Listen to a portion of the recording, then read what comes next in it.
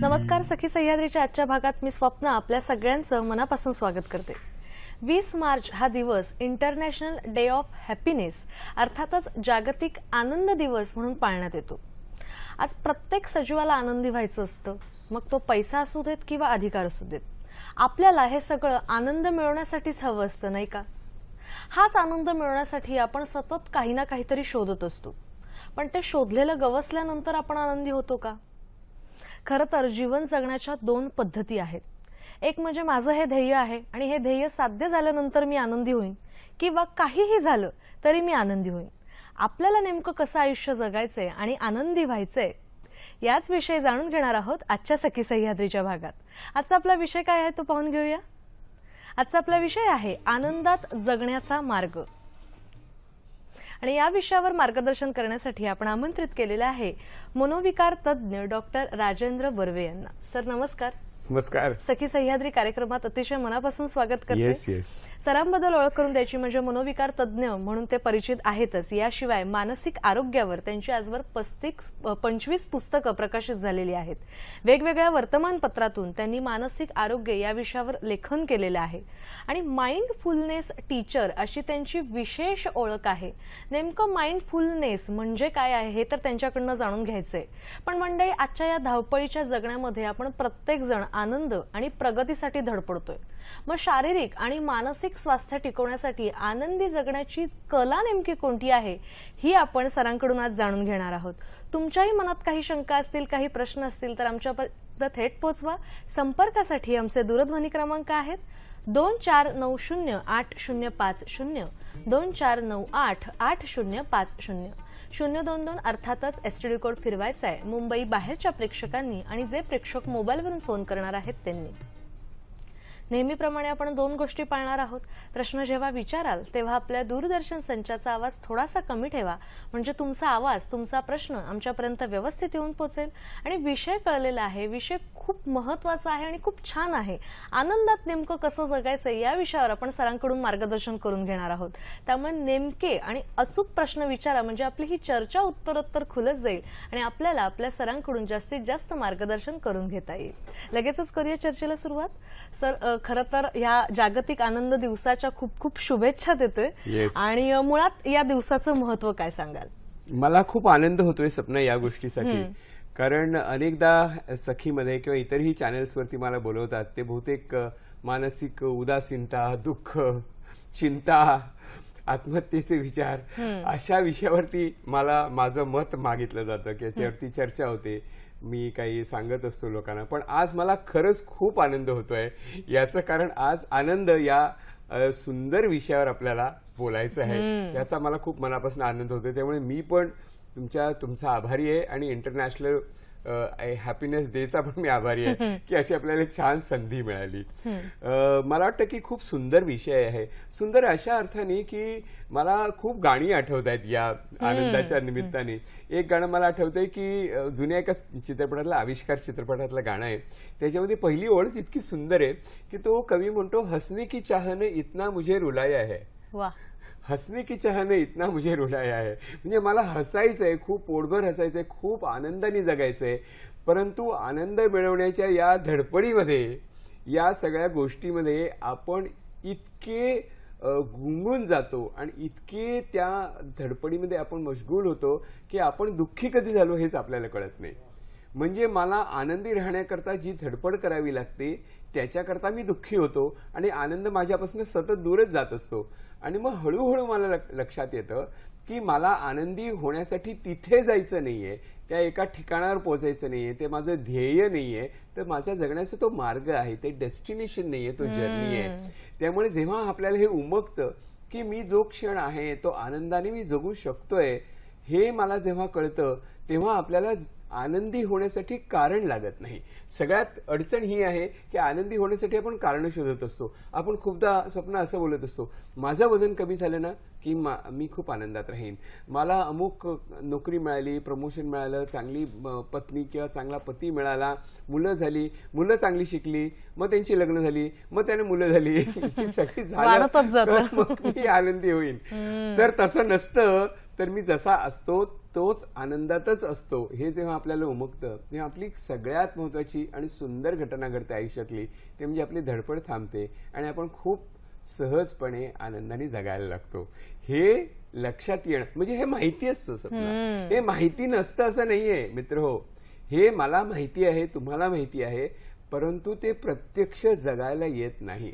ते प्रत्यक्ष जगायला येणं ही खरी त्यातली, मला तुमचा शब्द खूप आवडला, आनंदानं जगण्याची ती कला आहे. केवळ कला आहे असं नाहीये, तर ते कौशल्य पण आहे. म्हणजे आपल्याला वाटतं की कला आपल्याला अंगभूत असली तरच मला साध्य होणार, पण तसं नाहीये. कौशल्य आहे. कौशल्य म्हणजे एखादी गोष्ट आपण सहजपणे करायला, एखादं सुंदर, प्रत्येका माणसाच्या अंगामध्ये एक ताल असतो, लय असते, नाद असतो, पण प्रत्येकाला सुंदर नाचता येत असं नाही ना. तर आपल्याला सुंदर नाचता येणं हे कौशल्य आहे. आपल्या अंगभूत कलेचा जे आपण छान विकास करतो त्या त्याचं कौशल्य होतं. तसं आनंदाने जगण्याची वृत्ती आणि कला प्रत्येकामध्येच आहे, फक्त त्याचं कौशल्य आपण साध्य करून घेत नसतो. आणि ते कौशल्य आपण सवयीनेच निर्माण होतं ना, स्वतःशी केलेल्या संवादात नसते ते कौशल्य निर्माण होत असतं. तेव्हा आनंदी व्हायचं असेल तर आपण स्वतःशी एक सुंदर संवाद करतो. खूप लोक मला येऊन विचारतात की मला अमुक माणसाला आनंदी ठेवायचंय, अमुक माणसाला, आई वडिलांना खूप सुखात ठेवायचंय, बायकोला सुखात ठेवायचंय, मुलांना सुखात ठेवायचंय, तर मी काय करू? या विचाराने तो माणूस इतका हैराण झालेला असतो, संत्रस्त झालेला असतो, की मी त्याला म्हणतो की मित्रा, तुझ्या आई वडिलांना, मुलांना, पत्नीला, पतीला सुखी ठेवायचं असेल तर सोपा मार्ग हा आहे की तू सुखी राहा. तू आनंदात राहिलास तर आपोआप सगळी माणसं आनंदात राहतील. आणि जी माणसं तुझ्या आनंदात आनंदी म्हणून सहभागी होणार नाहीत किंवा होऊ शकत नसतील, अशा माणसांना आनंदी करण्याच्या भानगडीत पडाच कशाला? वा, काय गरज आहे? ते आपला आपला आनंद शोधतील. मी माझ्या आनंदाने जगतो, माझ्या आनंदाकडे बघून तुम्ही आनंदी होऊ शकता. वा सर, तुम्ही खूप छान आनंदी नेमकी जगण्याची जी कौशल्य आहे ते प्रत्येकामध्ये असतं, फक्त ते कौशल्य विकसित करण्याचं किंवा फुलवण्याची फार गरज असते. आणि हाच आनंद शोधण्यासाठी आपण धडपडत असतो आणि मग कुठेतरी दुःखी होऊन जात असतो. पण मग नेमका आनंद आपण काय कशाला मानायचा? खरं म्हणजे याचं उत्तर खूप अशा अर्थाने आहे की मला पुन्हा एक कवितेची आठवण येते की सुख पाहता जवा पडे, दुःख पर्वत आवडे. आता आपल्याला याचं सर्वसाधारण सपना असा अर्थ होतो की दुःख पर्वता एवढं असतं आणि सुख जवासारखं असतं. जवाचा दाणा छोटा असतो. ऍक्च्युली त्या ओळीचा अर्थ मी लावलेला असा आहे, सुख पाहता जवा पडे, दुःख पर्वता एवढे. यातला शब्द सुख जवासारखं आहे की पर्वतासारखं हे नाहीये, तर पाहता शब्द महत्वाचा आहे त्याचा. म्हणजे सुख पाहता जवा पडे, सुख पाहता पर्वता एवढे असं पण होऊ शकतं. दुःख पाहता जवा पडे, दुःख पाहता पर्वता एवढे. म्हणजे त्याच्यामध्ये सुख दुःख असं काहीतरी आहे आणि ते आपण बघतोय असं नाही, तर आपण पाहतोय. आपली दृष्टी, आपल्या दृष्टीतच ते दुःख किंवा सुख सामावलेलं आहे. माझ्या मते या सगळ्या गोष्टीचा एक अत्यंत मनोवेधक, मनोज्ञ शोध जर कोणी घेतला असेल, अगदी प्रामाणिकपणे घेतला असेल, तर तो तथागत बुद्धांनी घेतलाय. ते जेव्हा आत्मज्ञानाची वाटचाल करत होते तेव्हा त्यांच्या लक्षात आलं की पहिली गोष्ट काय असेल तर मला दुःख माझ्या आयुष्यात का निर्माण झालं ते मला शोधायचंय. कारण दुःख मला कसं निर्माण होतं ते मी शोधलं तर ते दुःखातून बाहेर पडू शकतो. 4 आर्य सत्य सांगितले त्यांनी, पण ते गेलं की आपोआपच सुखी असतो. दुःख काढलं की आपण सुखीच असतो. काळोख काढायचा आणि मग तिकडे प्रकाश आणायचा असं नसतंच. दिवा लावला की प्रकाश पडतो, आनंदी झालं की दुःख मागे पडतं. वा, म्हणजे आपला पाहण्याचा दृष्टिकोन खूप महत्वाचा आहे जीवनाकडे, नाही का? याच विषयी बोलूया आपण. एक फोन आलेला आहे तो आपण घेऊया. किशोर नगरकर आपल्याशी बोलतात वरळीहून. नमस्कार. हा, नमस्कार. नमस्कार.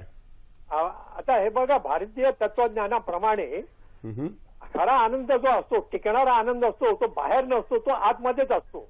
भगवद्गीतेमध्ये काय सांगितलेलं आहे की इंद्रियामध्ये पण नसतो, मनात पण नसतो, मनाच्या वरती बुद्धी आहे, बुद्धीत पण नसतो, पण बुद्धी चालवणारी जी एक शक्ती आहे, अविनाशी शक्ती आहे, आपल्यामध्ये आतमध्ये आहे, तिच्यामध्ये तो शाश्वत आनंद असतो, तो तिथं असतो. तर हा आनंद कसा काय अनुभवायचा याच्याबद्दल सांगावं. आभारी आहे. धन्यवाद सर. धन्यवाद. छान प्रश्न त्यांनी खूप छान प्रश्न विचारलाय, फिलॉसॉफिकल प्रश्न विचारलेला आहे आणि मला प्रश्न आवडला किशोर तुमचा. त्यांनी म्हटलं की तो त्या स्वरूपात, त्या चैतन्य स्वरूपात आहे असं त्यांचं म्हणणं आहे. तर खरं म्हणजे चैतन्य हे आनंद स्वरूप आहे. असं आपण म्हणतो. चैतन्य हे आनंद स्वरूपच आहे. चैतन्य हे दुःख स्वरूप नाहीच आहे. बुद्धीमुळे, इंद्रियाच्या स्पर्शामुळे, इंद्रियाचा जेव्हा बाहेरच्या जगाला स्पर्श होतो त्यातनं निर्माण होणारी ती एक संवेदना असते. ती संवेदना एक प्लेजर असतात, एक क्षणिक आनंद असतो. आनंद पण नाही म्हणू शकत, पण त्याला इट्स अ प्लेजर म्हणूया आपण. त्यांनी मला स्पर्श सुख आपण याला म्हणतो, की चांगला वास आला किंवा छान दृश्य दिसलं तर जोपर्यंत आपल्या ते डोळ्यासमोर आहे तोपर्यंत आपल्या मनात प्लेजर आहे. ते डोळ्यासमोरनं गेलं की आपोआप ते नाहीसं झालं, म्हणजे परत आपण जुन्या अवस्थेला आलो. आणि त्याच्यामुळे काय होतं की हे चैतन्य स्वरूप, चैतन्याचं जे आनंदी स्वरूप आहे त्याच्यामध्ये जो बदल होतो तो त्याच्यामध्ये कॉन्टॅमिनेशन कोणतं होतं तर आपल्याला कळत नाही की आत्ता मिळणारं प्लेजर हे केवळ क्षणिक आहे आणि त्याला मी अटॅच होतो. म्हणजे मी माझ्या दुःखाची बीजं रोवत जातो, सतत पेरत जातो की कशामुळे बरं मी दुःखी होतो, तर मी त्या अटॅचमुळे मी दुःखी होतो. कारण ज्या क्षणी मला काहीतरी एक प्लेजर मिळतं त्या क्षणी दोन भावना माझ्या मनात निर्माण होतात. एक म्हणजे मला ते अजून हवंय ही एक भावना निर्माण होते आणि ते हातनं निसटून जाईल की काय असं वाटतं. म्हणजे मी ते ग्रॅब पण करण्याचा प्रयत्न करतो, ओरबाडण्याचा प्रयत्न करतो किंवा ते हातातनं निसटून जाईल म्हणून घट्ट धरण्याचा प्रयत्न करतो. आणि ओरबाडणं किंवा घट्ट धरणं ह्याच्यात कोणताच आनंद नसतो. आनंद ते फक्त अनुभवण्यात असतो. तेव्हा जेव्हा आपण हे ओरबाडतो किंवा आपण घट्ट धरतो त्या क्षणी आनंद संपलेला असतो. ज्या क्षणी आपण हे सोडून देतो त्या आपोआप आनंद निर्माण होत असतो. मग ते जे चैतन्याचं त्याने अत्यंत म्हटलं त्याप्रमाणे ते बुद्धीत नाही आहे, ते इंद्रियात नाही, तर चैतन्याचं स्वरूपच आनंद स्वरूपच आहे. तेच आपल्याला टिकवायचं आहे. बुद्धीमुळे, इंद्रियगोचर संवेदनामुळे ते प्लेजर मिळत असतं, ते पण छान असतं. पण त्याला जेव्हा आपण अटॅच होतो, तृष्णा निर्माण होते, तण्हा निर्माण होते, तेव्हा त्याच्यामध्ये दुःख सामावलेलं असतं. असं श्रीकृष्णाने भगवद्गीतेमध्ये म्हटलेलं आहे.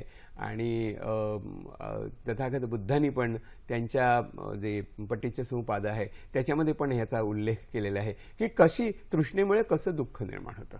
त्यामुळे भारतीय तत्वज्ञानामध्ये ही खूप अशी एक समृद्ध अशी विचारांचा ठेवा आपल्याकडे आहे.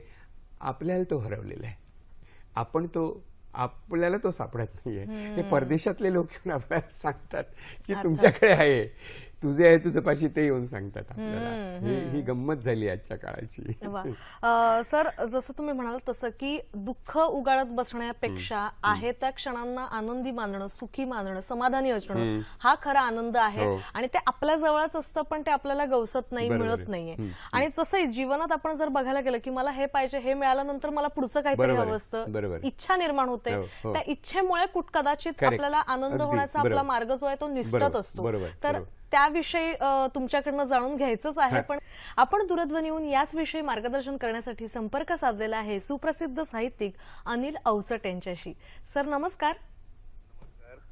हॅलो. हां बोला. सर नमस्कार. सखी सह्याद्री कार्यक्रमात मनापासून स्वागत. आनंद, जागतिक आनंद दिवस आज आम्ही साजरा करतोय आणि आनंदात जगण्याचा मार्ग नेमका कसा शोधायचा याविषयी जाणून घेतोय. आपला अनुभव काय सांगाल सर? हे आनंद किंवा सुख एक बुद्धाचं वाक्य आहे की वाटल्याने कमी होत नाही, उलट वाढतं. त्यामुळे आपल्याला आनंद जो पाहिजे तो आपण वाटावा. आपल्याला जे मिळाले ते वाटावं आणि त्याच्यात आपल्याला आनंद आपल्याला वाढणार आहे.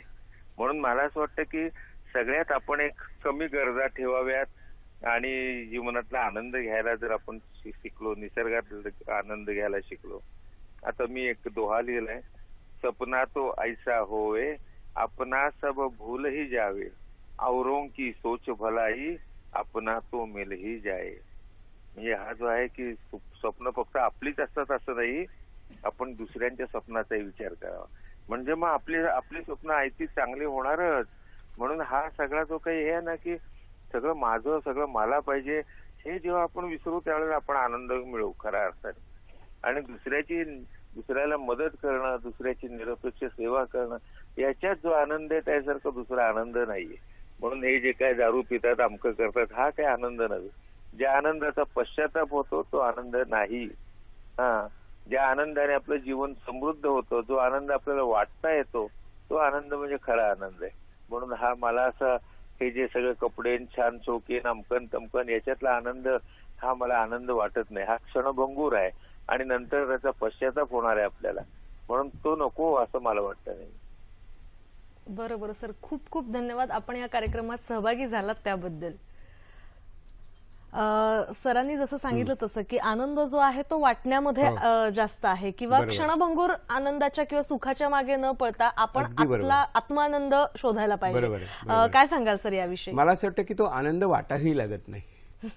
म्हणजे तो इतका आनंद तुमच्यामध्ये भरून राहिलेला असतो की तो पसरत जातो, तो झिरपत जातो, लोकांच्यापर्यंत सहज पसरतो. आपल्याला कधी कधी लक्षात येतो काही लोकांच्या बरोबर आपण बसलो की त्यांच्यामध्ये जी प्रसन्नता असते, त्यांच्यामध्ये जी ऊर्जा असते, त्यांनी आपोआप आपल्याला आनंद, आपल्याला असं वाटतं की आनंद म्हणजे आपण खूप हसलो किंवा सेन्स ऑफ ह्युमर आहे मला, म्हणजे मी खूप आनंदी आहे. काही लोक असं म्हणतात मी खूप छान जोक सांगतो आणि लोकांना हसवतो, चांगली गोष्ट आहे, परंतु सेन्स ऑफ ह्युमर म्हणजेच केवळ आनंद नाही. तर मी जगण्याची मला कला साध्य झालेली आहे, मला जगातली विसंगती दिसते आणि त्या विसंगतीने मला विसंगती दूर करण्याकरता मी कष्ट करतो, मी सामाजिक बांधिलकी मानतो, पण ॲट द सेम टाइम त्या विसंगतीने मला हसू पण येतं. त्या विसंगतीने मला माणसाच्या जीवनाचा एक वेगळा दृष्टिकोन मिळतो. म्हणून आपण सकाळी जेव्हा वर्तमानपत्रातनं पूर्वी आर के लक्ष्मणचं कार्टून यायचं ते अत्यंत भाष्य असायचं, पण त्याच्याकडे बघून आपण पटकन हसायचो, कारण त्यांनी आपल्याला सेन्स ऑफ ह्युमर, एक आनंद दिला की अरे आपण ज्या गोष्टीमध्ये इतके इन्व्हॉल्ड आहोत, इतक्या गोष्टीचे इतके आपल्याला चटके बसत आहेत, त्या चटके बसण्याच्या या अनुभवातनं थोडे आपण वेगळे होतो, ट्रान्सेंड करतो आणि आपण स्वतःच्या सिच्युएशनकडे बघायला लागतो आणि आपल्या लक्षात येतं की आपण ज्या गोष्टीचा त्रास करून घेत असतो ती पण गोष्ट क्षणभंगूर आहे, ती पण तेवढीच आहे. हे जेव्हा आपल्याला सेन्स येतो, जेव्हा ते आपण आपल्याच घटनेकडे, आपल्या स्वतःकडे त्रयस्थपणे पाहायला लागतो, तटस्थपणे पाहायला लागतो, तेव्हा आपल्या मनातलं दुःखाची जी भावना असते ती आपोआप कमी होते, आपल्या मनातला तणाव कमी होतो आणि मग आपण आनंदी राहतो. मग ते आनंदी राहण्याकरता आपल्याला काहीच करावं लागत नाही, दारू पिणं काय किंवा काही करणं काय, आपण जसे असतो तसे आपण आनंदी राहू शकतो, ज्याला सच्चित आनंद म्हणतात. मी आहे तसाच आहे. आता सरांच्या बोलण्यातनं पण मला एक महत्त्वाचा मुद्दा मला पुढे न्यायचा आहे. तो असा आहे की आपल्याला वाटतं की दोन शब्द मी वापरणार आहे, बिकमिंग हॅपी आणि बीइंग हॅपी. बिकमिंग हॅपी आणि बीइंग हॅपी, याच्यामध्ये बिकमिंग हॅपी म्हणजे आधी आपण म्हटलं त्याप्रमाणे हे केलं की मी आय बिकम हॅपी, म्हणजे हे करेपर्यंत मी दुःखी आहे असा अर्थ होतो. When I become a doctor I will be happy, म्हणजे मी तोपर्यंत दुःखी आहे ना. बिकमिंग हॅपी आणि बीइंग हॅपी याच्यामध्ये फरक आहे. मला बिकमच व्हावं लागत नाही, आनंद स्वरूपच आहे, आनंद स्वरूपच आहे. म्हणजे आनंद स्वरूप असल्यामुळे माझ्यामध्ये तेवढं चैतन्य निर्माण होतं, माझ्यामध्ये ती ऊर्जा निर्माण होते. आणि ऊर्जा कशासाठी, तर ज्या काही घटना माझ्याभोवती घडत असतात त्या समजून घेण्यासाठी, त्यातनं त्याच्यावर मात करण्यासाठी. आता खूपदा लोक असं विचारतात की तुम्ही असं बोलता ते छान आहे हो, पण आयुष्यात केवढी दुःख आहेत, आम्हाला किती त्रास होतो, ह्याचं काही वाटूनच घ्यायचं नाही का. तर त्याला माझं उत्तर असं आहे की प्रत्येक माणसाला दुःखद प्रसंग घडले, त्रासदायक प्रसंग घडले की त्रास होतोच. त्रास होत असताना, दुःखद प्रसंगातनं जात असताना दुःख वाटणं अगदी स्वाभाविक आहे. माणसाच्या आयुष्यामध्ये दुःख आणि त्रास हा एक अंगभूत भाग आहे, अटळ भाग आहे, अपरिहार्य आहे. प्रश्न असा आहे आपण त्या दुःखात, त्या त्रासात किती अडकून पडतो. मी माझ्याकडे येणाऱ्या लोकांना सांगतो 3 महत्वाचे बाब लक्षात घ्यायची. मला जर त्रास होत असेल आणि दुःख होत असेल तर ते किती वेळ टिकतं. तुम्ही मगाशी म्हणाल त्यामुळे किती मी उगाळत राहतो, त्या दुःखातच मी किती उगाळत राहतो, त्याची तीव्रता किती असते. आणि तिसरी गोष्ट, किती वेळेला मला आयुष्यात दुःख येतं. म्हणजे उदाहरणार्थ मला बस मिळाली नाही, बाई वेळेवर आली नाही, काम नीट झालं नाही, माझ्या पेनातली शाई संपली, मुलांनी नीट अभ्यास केला नाही, इतके मार्क, ह्या सगळ्या गोष्टींनी आपल्याला दुःख व्हायला लागलं तर आपण 24/7 दुःखीच राहू. ते टीव्हीचा चॅनल चालूच राहील तो डोक्यातला दुःखपणाचा. तर ते आपण फ्रिक्वेन्सी कमी केली पाहिजे. सगळ्यात महत्त्वाची गोष्ट म्हणजे दुःखी वाटतं, त्या दुःखीपणातनं लवकर बाहेर पडायचं आहे. म्हणजे दुःख वाटणं आणि दुःखित असणं याच्यात फरक आहे. मी दुःख वाटतं पण मी दुःखित नसतो, मी दुःख घेऊन बसलेलो नसतो, मी त्याच्यावरती मात करू शकतो आणि पुढे जाऊ शकतो. हा तटस्थपणा स्वतःकडे बघतो ना, तसं मी माझ्या दुःखाकडे पण बघत असतो, तटस्थपणे बघत असतो की हे दुःख आहे माझं, या क्षणी मला दुःख होतंय बरं, आणि ते काही वेळ वाटेल आणि मग ते जाईल आपोआप. असं जे आपण म्हणतो ते आपल्याला जाताना दिसतं. जसं सर तुम्ही म्हणाल तसं की आनंदी राहायचंय त्याच्यापेक्षा आनंदी आहे असायचंय हे फार खूपच महत्वाचं नाही महत्वाचं का. याच विषयी बोली आपण. आपल्याला एक फोन आलेला आहे. जरूर. दीपक डोंगरे आपल्याशी बोलतायत वसईहून. नमस्कार. हा नमस्कार, मी दीपक डोंगरे बोलतोय वसईवरनं. नमस्कार. सर धन्यवाद मला ही संधी दिल्याबद्दल. पहिल्यांदी तर मला एक प्रश्न असा विचारायचा होता की आनंद व्यक्त कसा करावा, कारण आयुष्याचं माझं वय आहे आता 55 वर्ष ओके. आणि आयुष्यामध्ये खूप उतार चढाव बघितले. त्याच्यामुळे ज्या वेळेला आपल्याला असं कळतं, सगळ्या गोष्टींचं ज्ञान होतं, त्यावेळेला त्याचा आनंद व्यक्त करावा असा वाटतो. मग ते कधी कधी असं होतं की त्याच्यावरती दुःखाचे जे ढग असतात ते पूर्ण आच्छादून जातात आणि तो म्हणजे आपण व्यक्त करू शकत नाही. तर अशा वेळेला काय करावं, म्हणजे चेहऱ्यावर दिसत नाही तर मग घरातले पण म्हणणार अरे तू आनंदी आहेस असं वाटतच नाही. मग नक्की त्या वेळेला काय करावं आपण. धन्यवाद सर. काय सांगाल सर. मी खूप कौशल्याचा प्रश्न विचारलाय. ते म्हणतात की मी आनंदी आहे पण आनंद व्यक्त कसं. खरं म्हणजे असं आहे ना की जेव्हा पण आनंद आपल्या मनात खूप सामावलेला असतो तेव्हा आपण काय करतो त्याचं भान राहत नाही, असं माझं मत आहे. आनंदाने आपण नाचायला लागतो, गायला लागतो, गप्पा मारायला लागतो. खूप दिवसाने आपला एखादा मित्र भेटतो, मैत्रीण भेटते, आपण कडकडून त्याला मिठी मारतो. वाह काय मोमेंट सुंदर आहे ती, छान, मला आनंद वाटतो. माझ्या चेहऱ्यावरनं दिसतो, माझ्या डोळ्यातनं व्यक्त होतो, माझ्या बोलण्यातनं व्यक्त होतो. आणि मला काही माझे जे अंगावर येणारे आनंद एक प्रकारचं मी लोकांना it's like a bulletproof jacket. आनंद वाटणं हे बुलेट प्रूफ जॅकेट आहे. दुःखाचे बुलेट्स येणार ना आपल्यावर, येतातच असतात, पण माझ्याकडे बुलेट प्रूफ जॅकेट आहे. त्या बुलेट्स येतात, त्या मला लागतात, क्षणकाल जरा वाटतं काहीतरी झालं म्हणून, पण ती बुलेट आपल्याला आज शिरत नाही. त्यामुळे हा जो आनंदाचा चिलखत आपण घालून वावरत असतो तेव्हा सहजपणे व्यक्त होत असतो. आनंद व्यक्त करण्याकरता पार्टीज द्यायला पाहिजे असं नाही, तर जेव्हा आपला सहवास आनंदाचा असतो तेव्हा लोक माझ्याबरोबर असणं हीच पार्टी आहे. आपण गप्पा मारल्या, मोठी पार्टी आहे. आपण सहज, अरे ज्याचं एकमेकांवर प्रेम असतं, आनंदाने जगत असतात, तुम्ही सहज कुठेतरी फिरायला जाता, बीचवरती जाता, सुखद वाऱ्याची लहर येते, आपण सहज हातात घेतो आपल्या मित्राचा, मैत्रिणीचा, पत्नीचा, आपल्या सहचारणीचा, आणि एखादं सुंदर फुल दिसतं आपल्याला, बस आणखीन काय पाहिजे आपल्याला, त्याच्या आणखीन काही करावंच लागत नाही. त्यामुळे तो आनंद दीपक तुम्ही मुक्तपणे हसा, मुक्तपणे व्यक्त आपोआप होत जाईल. त्याच्याकरता कोणतेही स्क्रिप्ट लिहिण्याची गरज नाही. एकदा स्क्रिप्ट लिहिलं की ते स्क्रिप्ट बरोबर आहे की नाही असं वाटतं, आणि मग आपला शब्द बरोबर आहे का यांनी आपोआप दुःख निर्माण करत असतो. मला एक छोटीशी गोष्ट आठवतीये, ती अशी की एक बौद्ध भिक्षूंची गोष्ट आहे. त्याच्यामध्ये आहे की त्यांचे एक गुरु असतात, एक तरुण असतो, एक सिनियर असतो, वयोवृद्ध असतो. त्यांचे एक गुरु असतात, ते खूप मरणपंथाला लागलेले असतात आणि ते मरतात. आणि जो वृद्ध गुरु जो भिक्षू असतो तो खूप रडायला लागतो, आणि जो तरुण असतो ना त्याला नवल वाटतं की अरे तू तर भिक्खू आहेस, तू तर सगळं तुला ज्ञान प्राप्त झालंय, मग रडतोस कशाला. तो खूप सुंदर उत्तर देतो.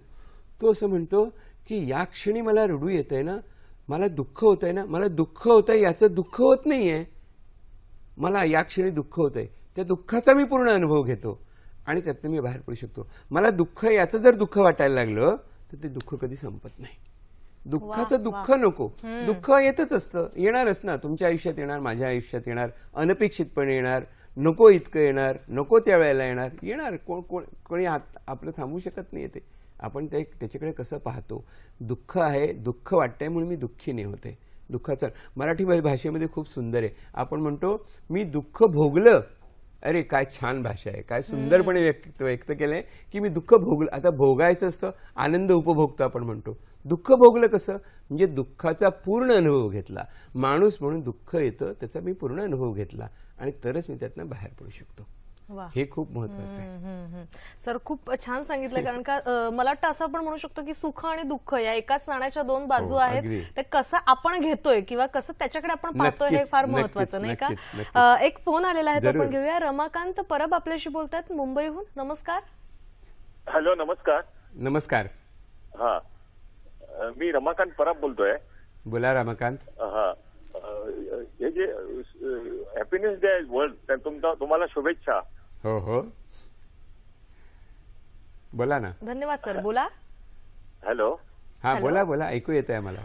सर, सध्याच्या जगामध्ये जे आहे चाललेलं आहे सुखाविषयी, तर त्याचा मूळ कॉज काय आहे तुम्हाला काय वाटतं? ओके. धन्यवाद सर. त्यांनी नेमका प्रश्न विचारला की त्याचं मूळ कुठे आहे.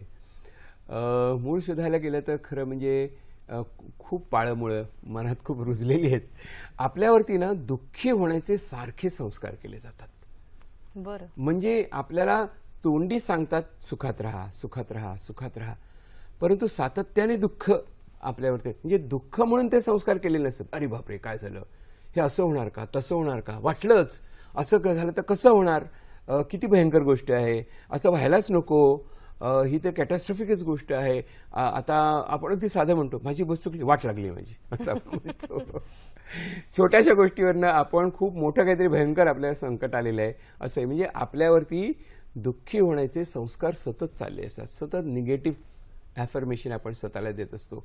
दुसरी गोष्ट, दुःखी होण्याचा आपल्याला एक आवडता मार्ग लोकांनी स्वीकारलेला आहे, ते म्हणजे स्वतःला बोलावत राहणं की माझं असंच आहे, माझं तसंच आहे, माझ्या नशिबातच असं आहे, मला हे जमतच नाही, माझं सेल्फ एस्टीमच असं आहे, मला कॉन्फिडन्सच नाही, मला हे मिळतच नाही, मला हे जमतच नाही, हे आपण स्वतःशी बोलत असतो. कारण कधीतरी कोणीतरी आपल्याला म्हटलं हे तुला जमणार नाही, तू तसलाच आहेस, तुला हे कसं काय होणार, तुला पुढे जाता येणार नाही, असं खूप आपण साठवलेलं असतं. ते तुला म्हटलेलं ते मला आपण करायला लागतो. आणि आपण स्वतःचे छानपैकी दुःखाचे मार्ग तयार करत असतो, राजरस्ते तयार करत असतो आणि त्याच्यानं चालत राहतो, सतत निगेटिव्ह ॲफर्मेशन देत राहतो. आणि त्याच्यामुळे आपल्याकडे सुख जरी दरवाजावर ठोठावायला लागलं तरी आपण ते घेऊ शकत नाही. खूपदा सुख आपल्याकडे येत असतं, ते आपण नाकारत असतो, ते आपण दूर ढकलत असतो, कारण आपल्याला सुखावरती विश्वास नसतो. काही लोक येऊन तर असं म्हणतात मला सुखी होण्याची भीती वाटते, कारण या क्षणी सुखी आहे, पुढच्या क्षणी दुःखी झालो तर, म्हणून मी आताच दुःखी होतो. मला वाटतं आपण जगलं पाहिजे नाही का. दुःख होतं ना, ठीक आहे, मी सुखात असताना दुःख होण्याची मला जर भीती वाटायला लागली तर सुख संपलं. अर्थात अर्थात. आपल्याला एक फोन आलेला आहे तो आपण घेऊया. डॉक्टर प्राजक्ता मुळे आपल्याशी बोलतात मुलुंडहून. नमस्कार. Nice afternoon sir. मी डॉक्टर प्राजक्ता मुळे मुलुंडहून बोलते. सर तज्ञ आहेत, त्यामुळे त्यांच्या पुढे आमची बोलायची खरं पात्रता नाही, पण तरी सुद्धा मी काय म्हणते, आपण म्हणतो ना या जन्मी जे सुखात आहेत, आनंदात आहेत, त्यांनी पूर्वजन्माची पुण्याई केलेली आहे. तर ही पूर्वजन्माची पुण्याई तुमच्या एवढ्या स्टडीमध्ये तुम्हाला आहे की जाणवतं का, एक गोष्ट. दुसरी गोष्ट असं मला वाटतं की 90 काटे जर दुःखाचे झेलले तर गुलाबाचं फुल सुखाचं मिळतं. त्यामुळे 90 काटे जो झेलतो किंवा स्वीकारतो किंवा हे दुःख पचवतो त्यांना सुखाचं त्यावेळी तो स्थितप्रज्ञ राहू शकतो आणि जास्त आनंदित होऊ शकतो असं मला वाटतं. आणि दुसऱ्यांची गोष्ट ॲप्रिशिएट मनापासून जो करावी इतकी की त्याला खरोखर त्याला ठसावं की खरोखर मला ॲप्रिशिएट केले, तेव्हाच तो आनंद द्विगुणित होतो असं मला वाटतं. आपलं मत सांगाल? Thank you very much. धन्यवाद मॅडम. किती छान बोलल्या त्या, असं मला वाटलं. खूप मनापासून त्यांनी आपले विचार पण मांडले आणि कॉमेंट पण केली. ते म्हणतात ते बरोबर आहे की दुःखाचे काटे आणि काट्यापासून गुलाब नाही वगैरे, असं चणे खावे लोखंडाचे, असे आपल्याकडे खूप संस्कार आहेत. आणि त्यातनं एकच गोष्ट सांगितली जाते की तुम्ही या गोष्टी सहन करा, म्हणजे जीवनातला एक भाग आहे, अविभाज्य भाग आहे, म्हणून तुम्ही त्याच्याकडे बघायला लागा. म्हणजे तुम्ही दुःख माझ्या अंगावर आलं तर का दुःख आलं असा विचार न करता, दुःख आलेलं आहे ते स्वीकारून मी पुढे जातो. दुःख दूर करण्याचा नक्कीच मी मार्ग शोधत असतो. असं नाही की सगळं दुःखीच आहे तर मी दुःखीच राहणार, काय करणार, माझ्या नशिबात आहे भोग तुम्हाला भोगायला पाहिजे, असं नाहीये. नशीब याच्यामध्ये येतच नाहीये, आपणच त्याच्यामध्ये करविता असतो. त्याच्यामुळे आपण या दुःखाकडे कसं पाहतो हे महत्वाचं आहे. जसं की 9 काटे टोचल्यानंतर आपल्याला गुलाब मिळतो, तर मला वाटतं की काटा टोचला जाणं ही पण एक अनुभूतीच आहे ना, आणि ती सुद्धा अनुभूती क्षणिकच आहे. जोपर्यंत काटा चिकटलेला असतो तोपर्यंतच तो राहतो, नंतर तो दूर होऊ शकतो. एखादा बारका लहानसा तुकडा गेला आतमध्ये तर भोवरी होती, ती पण काढता येते ना. म्हणजे असं आहे की ते अनुभव पण तसेच असतात, सगळेच अनुभव क्षणिक असतात. मग ते आपण अशा क्षणिक अनुभवांच्या किती मोहात पडायचा असा प्रश्न पडतो. म्हणून शांत राहिलं की आपोआप आपण आनंदी होत असतो. मला खूप लोक येऊन विचारतात की आनंदी कसं होतं. ह्या प्राजक्ताताई पण म्हणाल्या, मी त्यांना एक छानसं मेटाफर सांगत असतो. मी त्यांना असं सांगत असतो की बघा, आपण जर अगदी साधं एखाद्या बागेमध्ये 2 मिनिटं जरी बघितलं ना, तरी आपल्याला छान वारा वाहत असतो, फुलं डुलत असतात आणि फुलपाखरं इकडे तिकडे बागडत असतात. ह्याच्यानं मला खूप काही नवीन कळलं. मला असं कळलं की जे हलणारं फुल असतं ना, त्याच्यावर फुलपाखरू नाही बसत. ते इतकं अस्थिर असतं की त्याच्यावर फुलपाखरू नाही बसत. जे स्थिर होतं क्षणकाल तेवढ्यात त्याच्यात फुलपाखरू येतं आणि बसतं आणि मग ते फुल हलत राहिलं तरी ते तिथेच राहतं. म्हणजे आपलं मन जेव्हा अस्थिर असतं तेव्हा आनंदाचं फुलपाखरू नाही बसत. आपलं मन जेव्हा स्थिर होतं शांत होतं तेव्हा आनंदाचं फुलपाखरू आपल्या मनावर येऊन बसतं आणि मग ते फुलपाखरू आपल्या मनोरूपी फुलावर बसतं आणि खूप छान अनुभव येतो तो. पण त्याच्याकरता ती स्थिरता पाहिजे. मग ती स्थिरता, आता त्यांनी शब्द वापरला सुंदर, स्थितप्रज्ञता. म्हणजे तरी काय, या गोष्टीकडे समीकृत्व म्हणून जो बघू शकतो तोच आपण मानत असतो. आणखी आता त्यांनी सांगितलं द्विगुणित होतो. आणखीन एक मला बुद्धांची एक कल्पना आहे, त्याला ब्रह्मविहार म्हणतात. त्याच्यामध्ये असं म्हणतात की 4 गोष्टी असतात परम महत्वाची गोष्ट, त्यातली एकच महत्वाची गोष्ट, 2-3च महत्वाच्या 4च महत्वाच्या गोष्टी आहेत असं. त्यातली सगळ्यात आपल्याला महत्वाची गोष्ट त्याला ते म्हणतात मुदिता. मुदिता ही एक कठीण कल्पना आहे. मुदिता म्हणजे काय, तर दुसऱ्याचं सुख बघून सुखी होणं. अतिशय कठीण गोष्ट आहे. दुसऱ्याचं सुख बघून मला का नाही, त्यालाच का, अर्धा ग्लास माझा रिकामा, ठीक आहे मी, पण त्याचा का भरलेला आणि माझ्या आधी का भरला, मला हवा असताना त्याला कसा मिळाला, यांनी आपण दुःखी होत असतो. त्या दुसऱ्याच्या सुखामध्ये मी सुखी होऊ शकतो, सहभागी होऊ शकतो, आनंदी होऊ शकतो. माझ्या मनात कोणत्याही प्रकारचा मत्सर वाटत नाही, हेवा वाटत नाही. अगदी वाटलं तर क्षणकाल वाटून नाहीसा होऊन जाऊ शकतो आणि त्याच्यात मी समाविष्ट होतो. तेव्हा किती आनंदी राहण्याकरता सगळं जग टपलेलं आहे आपल्याला आनंदी करण्याकरता, आपणच त्याच्यामध्ये सहभागी होत नाही असं आपल्याला वाटायला लागतं.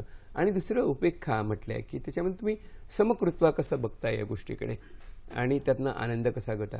आणि आणखीन एक तिसरा महत्वाचा मुद्दा त्याने मांडलाय, ज्याला आम्ही म्हणतो करुणा. आता सुरुवातीला पण आपण स्वतःच्या आनंदाचा विचार करतोय, पण खरं म्हणजे आनंदाचा जो क्षण असतो ना, त्या आनंदाच्या क्षणामध्ये अपार करुणा भरलेली आहे. अपार करुणा भरली, इतकं प्रेम भरलेलं आहे की मला जो आनंद मिळाला की मी म्हटलं त्यापर्यंत तो पाझरत पलीकडे जातो दुसऱ्या माणसापर्यंत. ती करुणा आहे, ती करुणा म्हणजे कंपॅशन आहे. दुसऱ्याच्या पण आनंदाला मी पोचवत असतो आणि मी आनंद दिला की आपोआप त्याचं दुःख कमी होत असतं. म्हणजे मी आनंद देत असताना मला हे कळतं, कारण मला समोरच्याचं दुःख कळतं आणि दुसऱ्याचं दुःख कळलं की माझा आनंद नाही कमी होत. दुसऱ्याचं दुःख कळलं की मला माझा आनंद त्याला द्यावासा वाटतो. हे जे दुसऱ्याला द्यावंसं वाटणं आहे त्याला आपण करुणा म्हणतो. आणि करुणा ही गोष्ट सगळ्या लोकांनी सांगितलेली आहे. अगदी कोणी, अगदी साधे अशिक्षित आपले संत, थोर संत आहेत, त्यांनी सांगितलंय, बुद्धांनी सांगितलंय, पैगंबरांनी सांगितलंय, कृष्णांनी सांगितलंय, कोणी सांगितलं नाही. मला वाटतं हेच आपण जसं बघतो, जसा दृष्टिकोन ठेवतो त्यातच आपला सगळा आनंद सामावलेला आहे, नाही का. तुम्ही खूप छान सांगताय. आणि याच विषयी मार्गदर्शन करण्यासाठी आपण दूरध्वनीवरून संपर्क साधलेला आहे सुप्रसिद्ध कवी अशोक नायगावकर यांच्याशी. सर नमस्कार. नमस्कार. सखी सह्याद्री कार्यक्रमात मनापासून स्वागत करते. नमस्कार सर.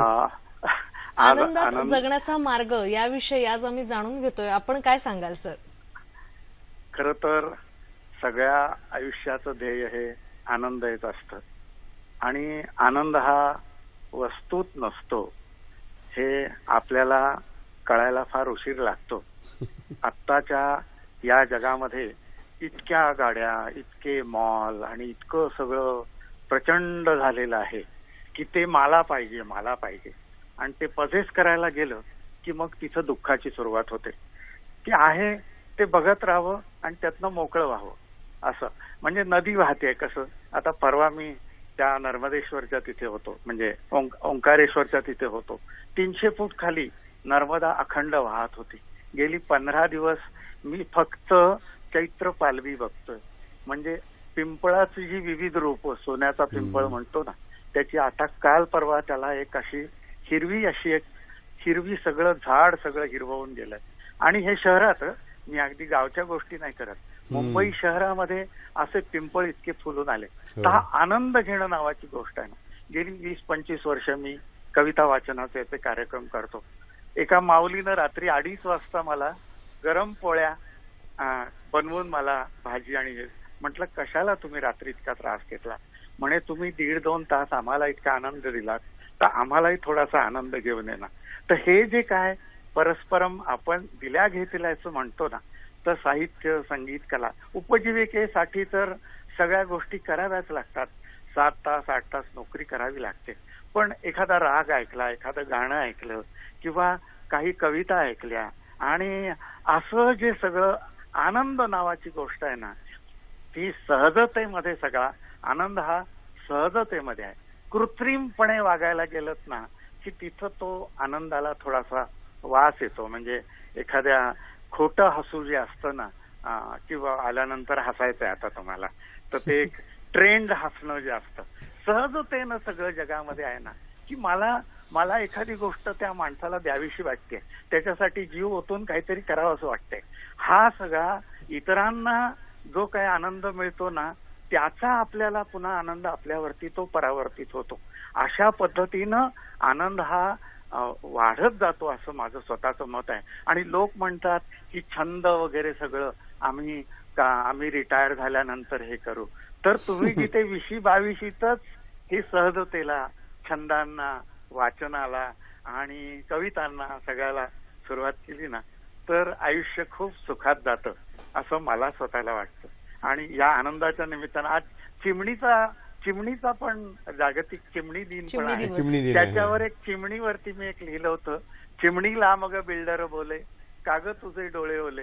तर ती म्हणते काय सांगू दादा तुला, माझा घरटा कोणी नेला, माझा घरटा कोणी नेला. सगळ्यांना आनंदाच्या सगळं आनंदमय होवो अशी शुभेच्छा देतो. धन्यवाद. खूप खूप धन्यवाद सर, आपण या कार्यक्रमात सहभागी झालात त्याबद्दल. खूप मला त्यांच्या विषया बघून खूप आनंद होतो. खूप छान सांगितलं त्यांनी की सहजतेमध्ये आनंद आहे. सर काय सांगाल तुम्ही? एक सहजतेमध्ये आनंद आहे, कारण तो सहज उद्गार आहे. आनंद हा सहज उद्गार आहे, तो आपण ओढून ताणून आणू शकत नाही, खोटं करू शकतच नाही आपण. तो आपोआप स्फुरतो. आता त्यांची जशी कविता आहे ती स्फुरतो, तसं आनंद स्फुरत असतो. पण या आनंदाला ही डायमेन्शन्स आहेत. आता मी सांगितले त्याप्रमाणे 4 ज्या गोष्टी मी सांगितल्या त्याच्यामध्ये ही करुणा सांगितली, उपेक्षा सांगितली, नंतर तुमची मुदिता सांगितली, आणि सगळ्यात सुंदर गोष्ट आनंदाचं माझ्या मते कोर काय आहे, त्याचा गर्भ काय आहे, तर तो मित्रतेत आहे. मित्रता ही अत्यंत सुंदर गोष्ट आहे. बाकी सगळी नाती आपल्याला मिळतात, पण मित्रत्वाचं हे नातं असतं ते सहजपणे आपण निर्माण करत असतो. त्याला कसली बंधनं आपण घालत नाही, कसली त्याला कंडिशन नसते, ती सहज जुळते. मग ती अक्रॉस कल्चर असते, अक्रॉस लिंग असते, अक्रॉस वय असते. माझे खूप तरुण मित्र आहेत, अगदी छोटी छोटी मुलं पण मित्र आहेत, मोठे तरुण मित्र आहेत, माझ्या वयाची मंडळी पण मित्र आहेत. कारण ते मित्रत्वाचं नातं खूप सुंदर असतं. आनंदाचा आणखी एक महत्त्वाचा मुद्दा मित्रत्वाशी जोडलेला आहे, तो म्हणजे आनंद कधी संपतो तर तो मित्रतेमध्ये शिल्लक राहतो, कारण ते आपण एकाच पातळीवर असतो.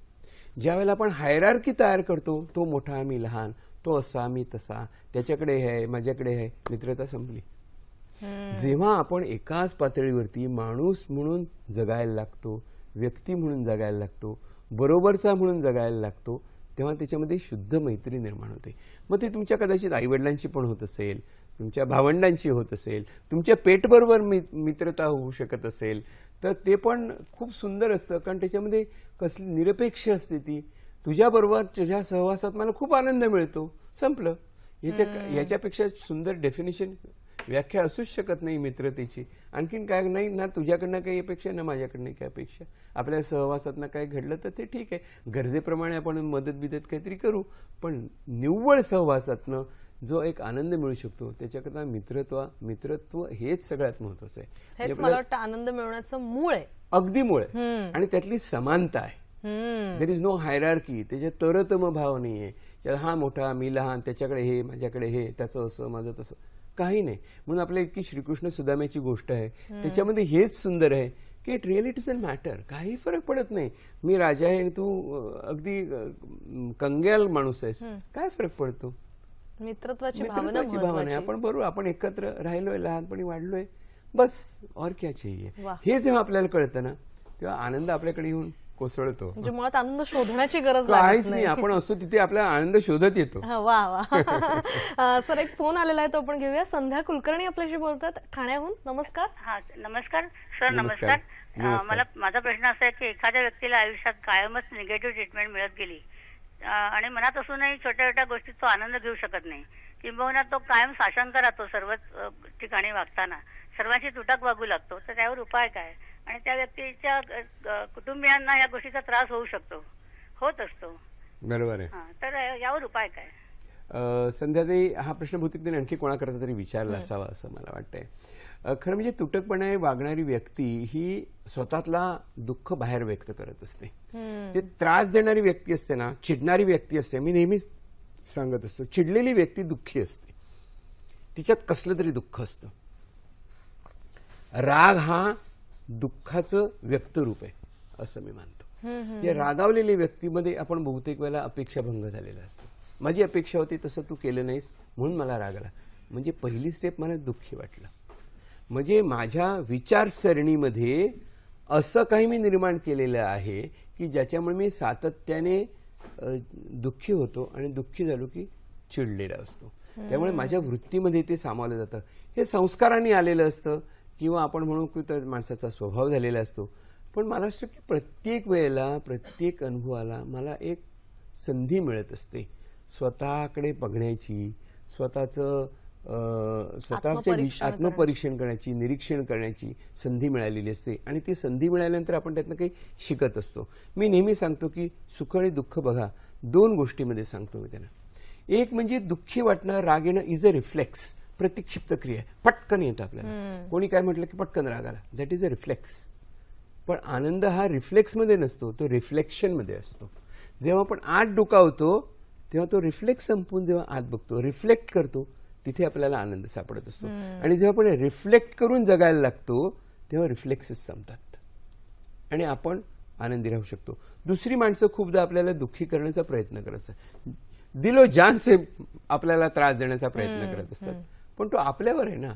मी आता काही लोकांना सांगतो, अरे तू मला खूप त्रास देण्याचा प्रयत्न करतोयस, सॉरी पण ना मला नाही त्रास होते, काय करणार, तुला त्रास द्यायचा आहे पण मला घ्यायचा नाहीये ना, तू ठेवून दे तुझ्याकडे, परत तूच सांभाळ तुझा त्रास, मी मात्र आनंदात राहतो.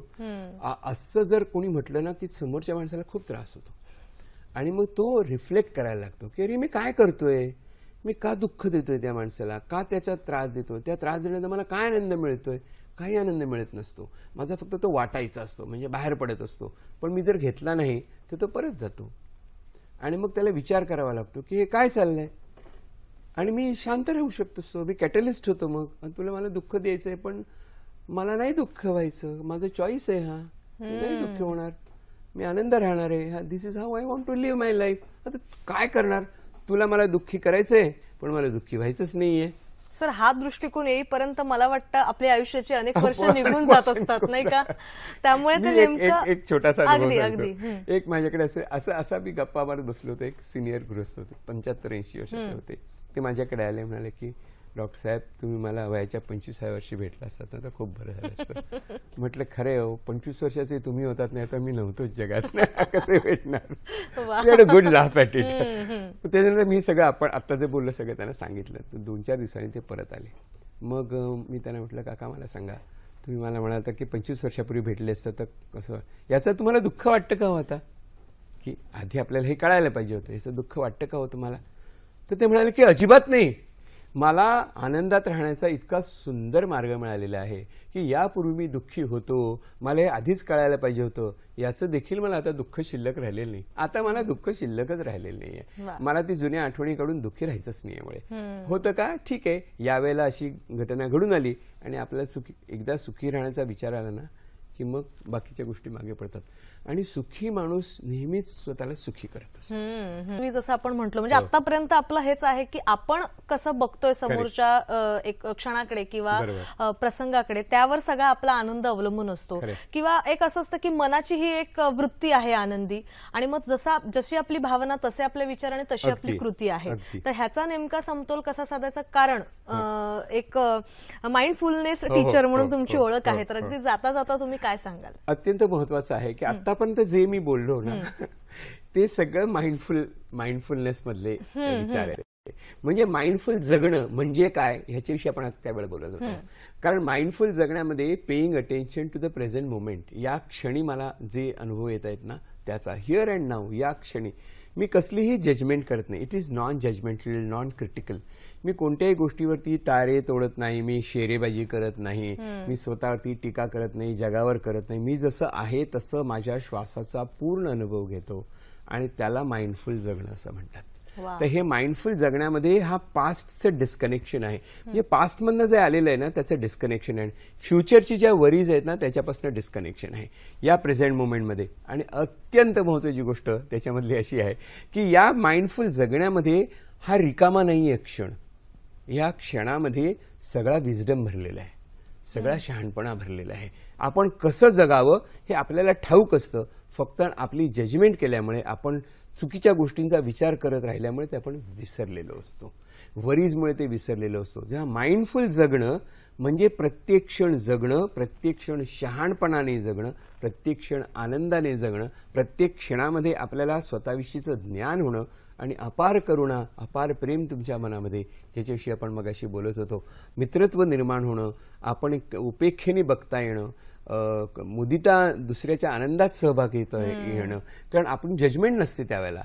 म्हणजे paying attention to the present moment without judgement, without criticism, with complete acceptance, पूर्णपणे स्वीकारलेला आहे जो क्षण आहे तो.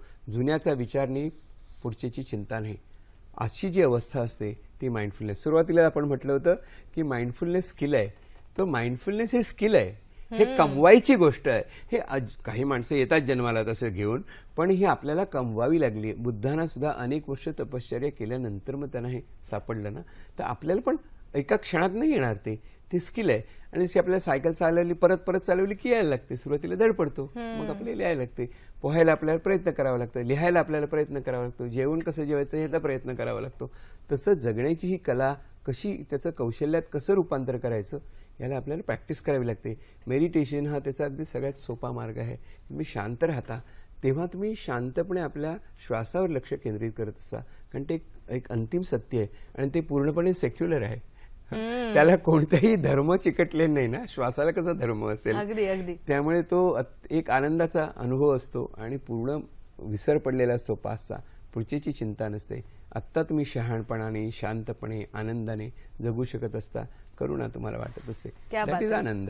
सर, मला वाटतं आजचा हा जो दिवस आहे तो फक्त निमित्त आहे. केवळ एक दिवस आपण साजरा करणार नाहोत आनंद दिवस म्हणून. आलेल्या प्रत्येक क्षणांचा पुरेपूर उपभोग घेणार आहोत. म्हणजे प्रत्येक दिवस हा आपल्यासाठी आनंदीच दिवस असणार आहे. कसा वाटला आजचा कार्यक्रम हे आमच्यापर्यंत जरूर पोहोचवा. फेसबुकचं माध्यम आहे, ईमेल आयडीचं माध्यम आहे. फेसबुकसाठी तुम्हाला टाईप करायचं आहे www.facebook/sakhisayadri.dd या आमच्या फेसबुक पेजला तुम्ही भेट देऊन तुमच्या प्रतिक्रिया नोंदवू शकता. याशिवाय sakhisayadri@gmail.com हा आहे आमचा ईमेल आयडी, ज्यामध्ये तुम्ही मेल्सद्वारे सुद्धा अभिप्राय नोंदवू शकता. आज मात्र कार्यक्रमात इथंच थांबण्याची अनुमती घेते. सर, छोट्या छोट्या गोष्टींमधनं नेमका आनंद कसा मिळवायचा याविषयी खूप छान मार्गदर्शन केलं. त्याबद्दल सखी सह्याद्री परिवारातर्फे मनापासून धन्यवाद. अगदी.